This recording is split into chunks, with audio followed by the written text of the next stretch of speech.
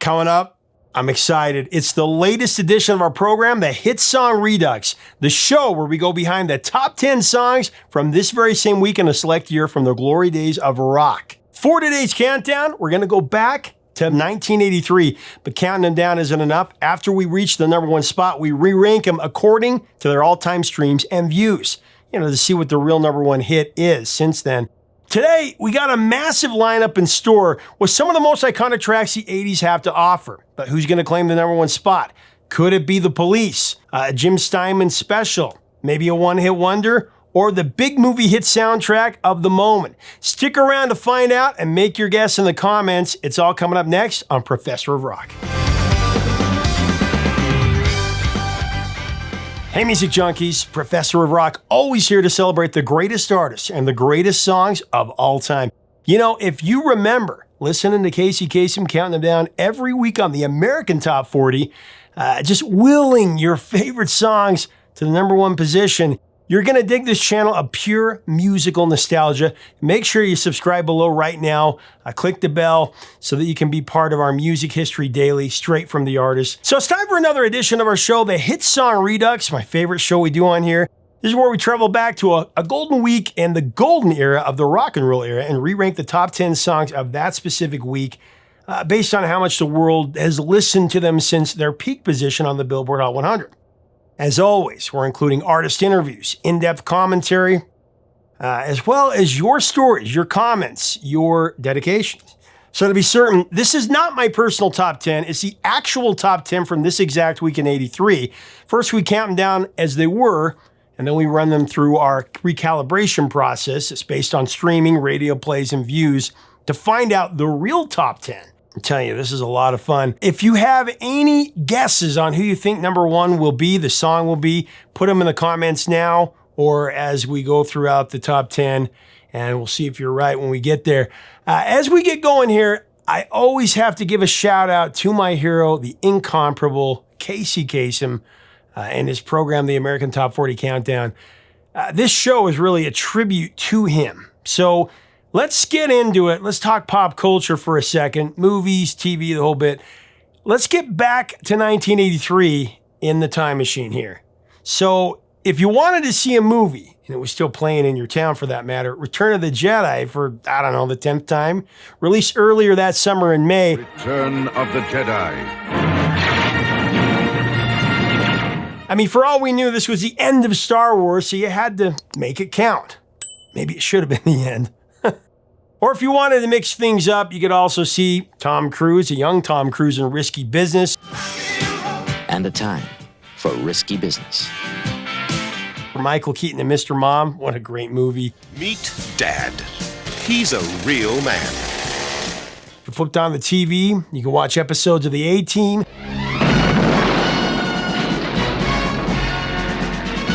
Star Search.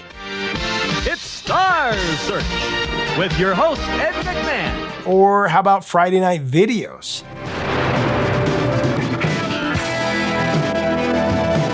And of course, if you were a kid, there was no sleeping in on Saturday. The cartoons started early. Popular shows included He-Man and the Masters of the Universe on cable, if you had it. And the Masters of the Universe. Alvin and the Chipmunks.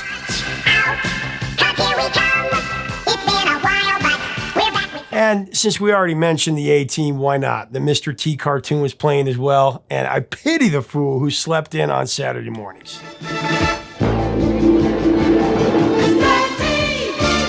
Okay, so we've had that nostalgia overload, download. Let's get into this thing. So kicking off the countdown at number 10, it's the lead single from the prog rock supergroup Asia, their second album, Alpha. The song, Don't Cry.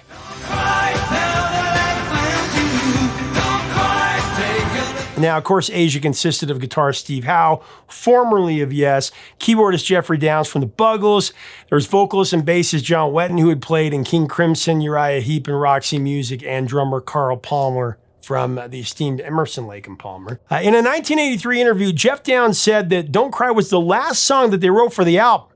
It was done in a hurry because they still needed an opening track for the record. Jeff had one idea and John had another, so they just connected them together.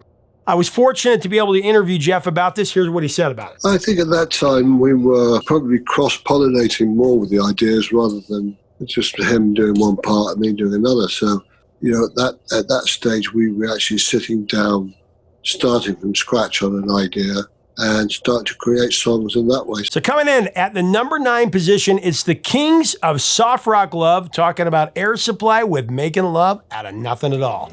Making love out of nothing at all. Air Supply's Graham Russell and Russell Hitchcock were rising high in '83. They'd already put together one of the most successful run of hits in the rock era with 8 top 5 hits in just under 30 years. Only a few artists have ever had a run like that before. The Beatles did it. Not bad company there. In fact, Air Supply had so many hits so quickly, they released a greatest hits album 3 years into their career. It's 3 years. As they were putting together, the greatest hits compilation, they also wanted to add some new material, so Making Love Out of Nothing at All became part of the record.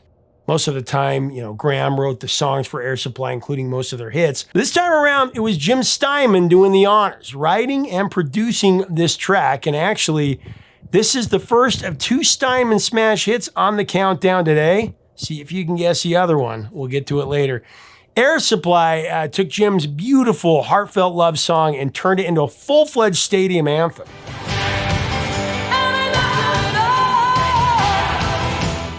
Here's Graham Russell with even more insight into the song. And at the time, you guys were number 1 and number 2. Yeah. It was Bonnie Tyler at number 1. You guys were at number 2. Yeah, I remember we were in our manager's office at the Jet office.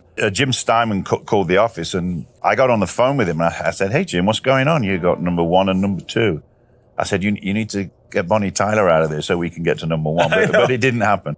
But what a great thing. And she later recorded it, too. Yeah. Making love out of nothing at all. That leads us to the number 8 spot, and I'm telling you, this is a throwback track. I mean, way back. Updated with synths for 80s listening consumption. If you haven't guessed by now, it's Putting on the Ritz by Taco. Where fashion sits, putting on the Ritz. Originally written by legendary composer Irving Berlin in 1927 and published 2 years later, Putting on the Ritz was taken from a slang term meaning to dress fashionably. Putting on the Ritz. It's also tied to the upscale Ritz-Carlton Hotel Company. Harry Richmond introduced the song in the 1930 musical of the same name. It became a number 1 hit from there.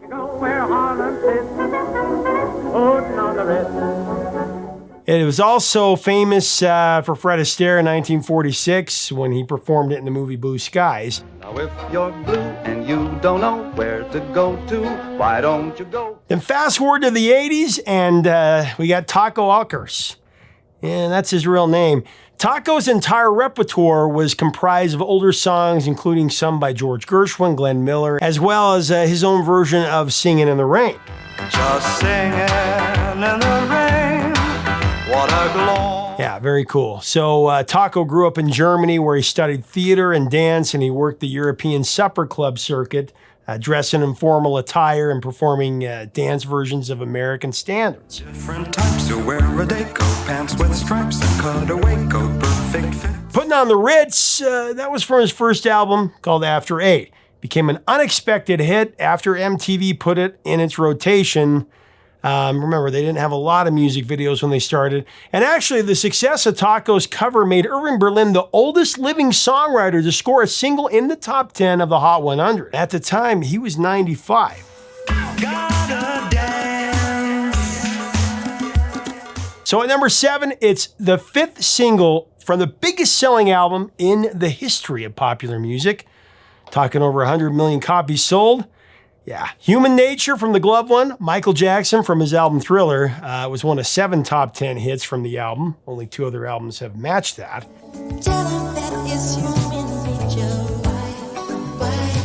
See if you can guess the other 2 in the comments. So teaming up with Michael Jackson on the record was a multi-platinum band, Toto, of course. I don't get enough credit for that.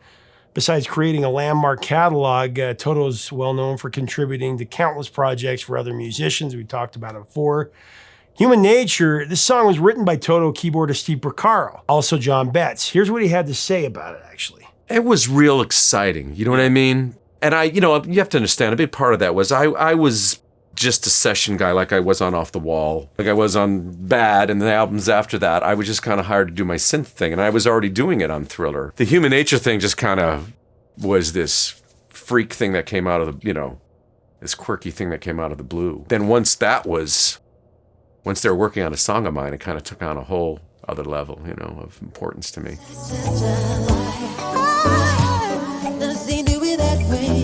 So for the number 6 position on the countdown, it's arguably the world's biggest band in 1983. Talented trio who were just as famous for their infighting as for the hits that they created. Talking about the Police with their biggest hit ever, Every Breath You Take. Every breath you take. Every Breath You Take, it was so popular, it spent nearly 14 months in heavy rotation on MTV. And MTV was so high on the Police that they gave them top billing throughout the year and featured them prominently in their I Want My MTV ad campaign. America, demand your MTV! I want my MTV! As for Every Breath You Take, this haunting take on lost love packed in all the obsessive, surveillance-driven lyrics that you could ever want in a stalker song. That's right, folks. Every Breath You Take is 100% stalker approved. First listen, this track, it sounded maybe like a sentimental love song, but on closer listen, a lot of people, they figured it out with every single day, every word you say, every game you play, every night you stay, I'll be watching you. And of course, in the chorus, can't you see you belong to me? Pretty possessive. You belong to me. Pretty creepy, actually. But said Sting about it, I think the song is very sinister and ugly. People have actually misinterpreted as being a gentle little love song when it's quite the opposite. Still, the song's twisted subject matter, it has not stopped this momentum any bit. Every Breath You Take is a phenomenon. Then and now. Went to number 1 on multiple US charts. Went to number 1 for 8 weeks. It also went to number 1 on the Cashbox chart, on the mainstream rock chart, and it climbed to number 5 on the adult contemporary chart as well. It's actually the most played song in radio history, and there's not a close second. Okay, we're halfway there.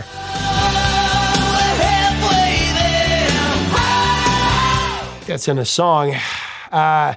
We're at number 5, and it's one of the most iconic hits here from the New Wave era, created by the dynamic duo of Annie Lennox and Dave Stewart, otherwise known as Eurythmics. It's Sweet Dreams Are Made of This, parentheses song.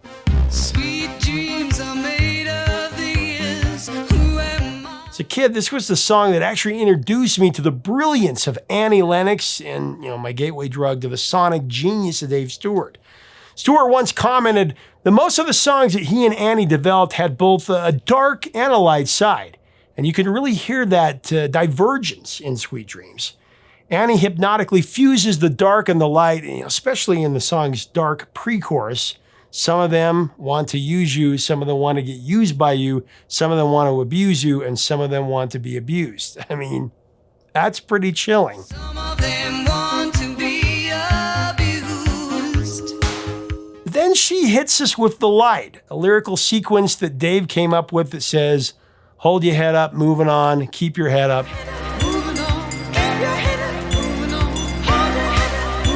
Annie and Dave co-wrote Sweet Dreams about the perpetual search for fulfillment.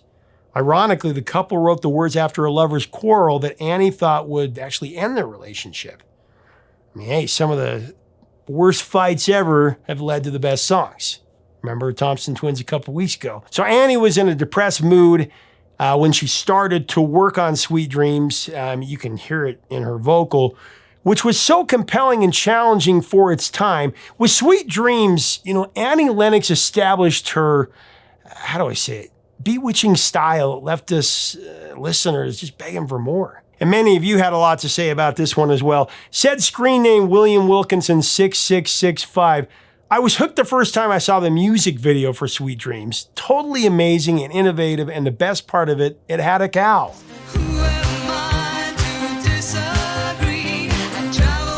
Also commenting was screen name Quinn Jesus 9187. He said, or she, I went to an ice cream soda shop. They had a 50s jukebox. I wanted to play something new to me, so I picked Sweet Dreams. This was in 1986, and I was blown away by this masterpiece of a song and music and love, hearing it to this day. What's interesting is I have my ice cream in front of me and I wasn't eating it, but instead I was just sitting there absolutely enjoying listening to the song, smiling brightly. Thank you for sharing that.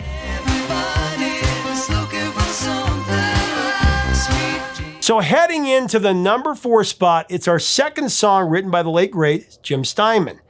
This one, of course, another classic. It's Bonnie Tyler with Total Eclipse of the Heart.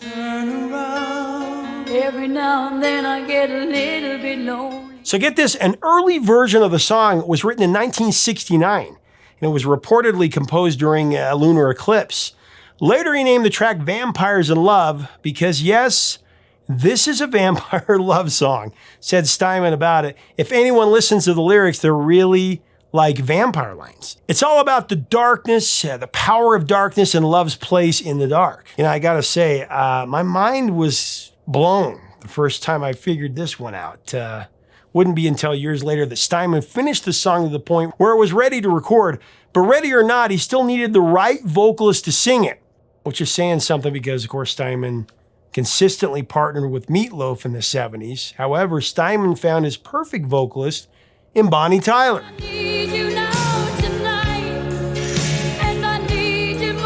She heard the song for the first time at his apartment as he played it on his grand piano, and it sent shivers up her spine, just like the rest of us. Steinman, he loved hearing Bonnie's voice on this track. He said it was like an exorcism. Her voice on this song is like cinema for the ears.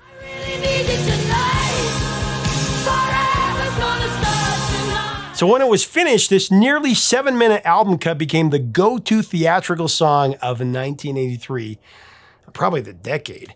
Total Eclipse climbed to number 1 on the Billboard Hot 100, and it spent 4 weeks at the top there. But the crazy thing is that Jim Steinman, of course, we talked about, he penned the Air Supply hit Making Love Out of Nothing at All, and it was at number 2. So we had the number 1 and number 2 tracks at the same time. It's only a few people that have ever done that in the history of rock and roll. Okay, so we're closing in on that coveted number 1 slot. In at number 3, it's a song that all the 80s kids know by heart, one that helped define dance early on in the decade. Talking about the Safety Dance by Men Without Hats. We can dance if we want to. We can leave your friends behind.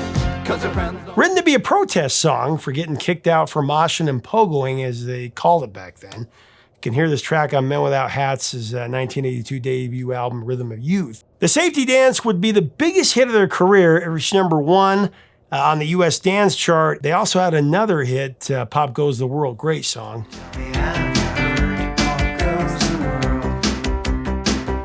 And all 80s kids recall the iconic medieval music video where lead singer Ivan Dorschik repeatedly forms an S with his arms, reference to the S for safety. Apparently, decades later, Hugh Jackman took this instruction to heart, doing his own flash mob version of the song in a Lipton iced tea commercial.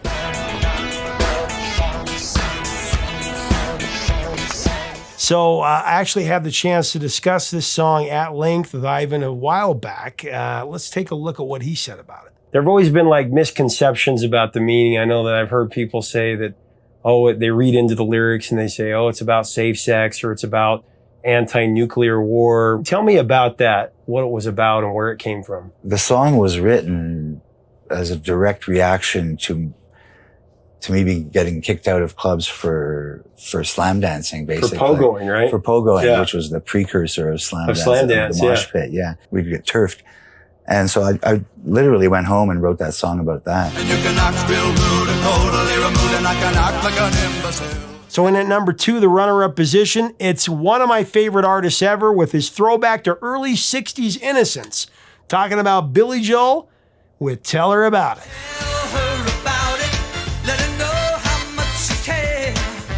Billy Joel had 33, count them, 33 top 40 hits. 13 of those reached the top 10. 3 went to number 1, including this one, Tell Her About It. It was from his 1983 multi-platinum album, An Innocent Man, which, like I said, is a throwback to the pre-Beatles era of music, featuring tributes to Motown and all that great doo-wop music from a simpler time. Actually, Billy Joel wrote the majority of the album as he was courting model/actress Christy Brinkley. Tell Her About It was inspired a little bit by their relationship. He was also dating Elle Macpherson at this time. According to Joel, he and Christy Brinkley would spend hours just talking. It was just effortless. He'd never had anyone in his life like that before. It was like a light bulb turned on in his head, and he realized he had someone he could tell anything to. The couple, of course, would get married a short time later in 1985. For some more insight into this track, here's an interview I did with his drummer at the time, Liberty DeVito. Well, that one song he had complete. I remember going to his apartment once and saying, well, what do you got? We're going to go in. What do you got? And he played me that, Tell Her About It. You know, it definitely is a Motown all the way.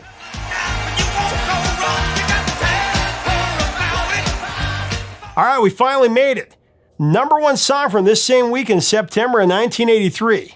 Before we do it, try to guess below. Here's a hint. It's the second straight number one from the third biggest movie in 1983. Before there was Footloose, there was Flashdance. Of course, Flashdance had a couple of number one hits. Try to guess which one is number one this week. All right, I'm going to give it to you. It's Michael Sembello with Maniac.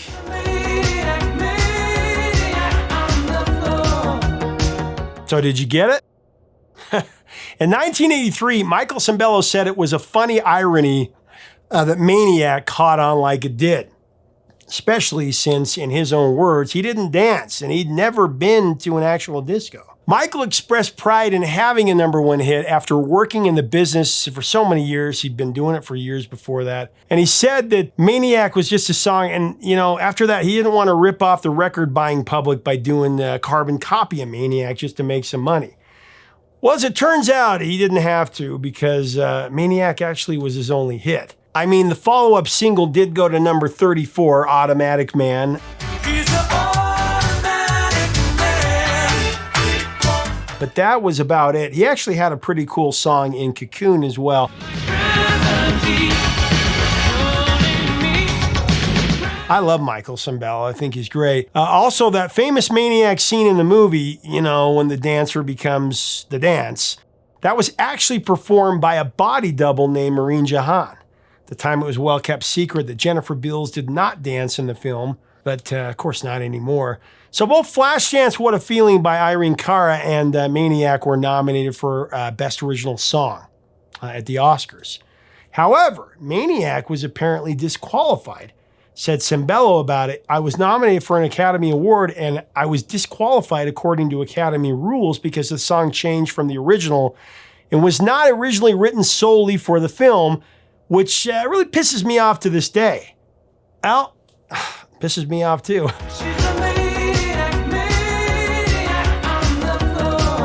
Well, there you have it. The top 10 song from this very same week in 1983, September 83. Man, that's one hell of a countdown. But before we put it through our recalculation system, I do want to throw a monkey wrench into the works. Kind of good at this. Actually, I'm going to throw 3 monkey wrenches into this thing. One thing I like to do sometimes on these Redux countdowns is to feature entries from the same week that never broke into the top 10 ever. These are songs that everybody knows, but they just didn't get the radio play maybe at the time.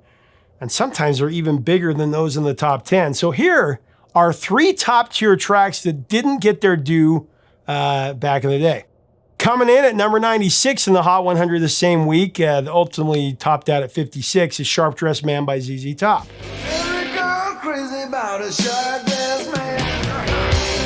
Next is 72, that rose to number 14, is David Bowie's Modern Love.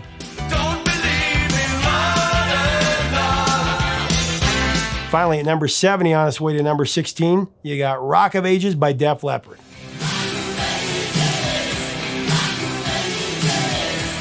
So with these additions, we have 13 songs, but only 10 spots on the Redux. Let's put it through the recalculation system. Here we go. Coming in at number 10, it's Rock of Ages by Def Leppard, turning in 106 million streams.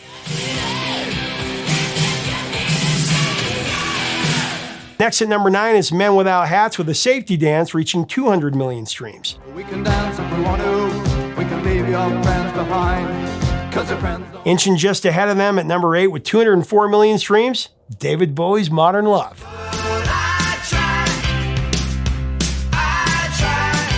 At number 7, Michael Jackson, he doesn't budge from his original ranking. It's Human Nature with 260 million streams.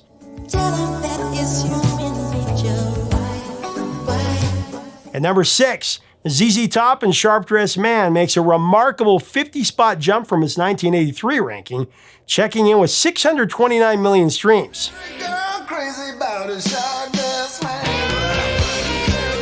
Halfway through the countdown at 5 is Air Supply with Making Love Out of Nothing at All with some serious numbers, 675 million streams.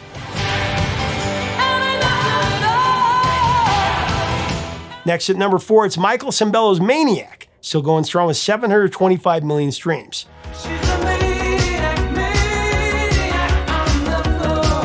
As you can see, we're already getting pretty high up there with these streaming numbers, but from here on out, tell you, it kicks into overdrive. And number 3, Bonnie Tyler, Total Eclipse of the Heart, tallying just under 2 billion streams. A total eclipse of the heart. The time I recorded this video, it's like at 1.99 billion. Sure, it's going to cross 2 billion anytime. Edging out Total Eclipse is our number 2 song, Sweet Dreams Are Made of This. Eurythmics' Masterstroke, that's sitting at 2.05 billion streams. Sweet dreams are made of this. Who am I? Talk about cutting it close. But if you thought those numbers were astronomical, check out our number 1 song from this very same week in September of '83. It's The Police with Every Breath You Take, absolutely killing it, 3.3 billion streams.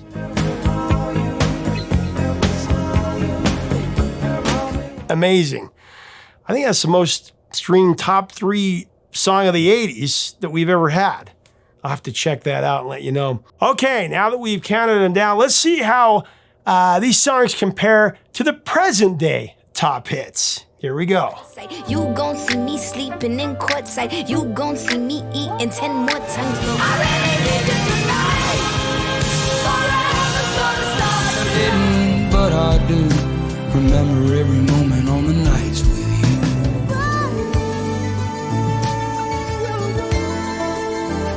How can us lose and miss the moment? You were just too important.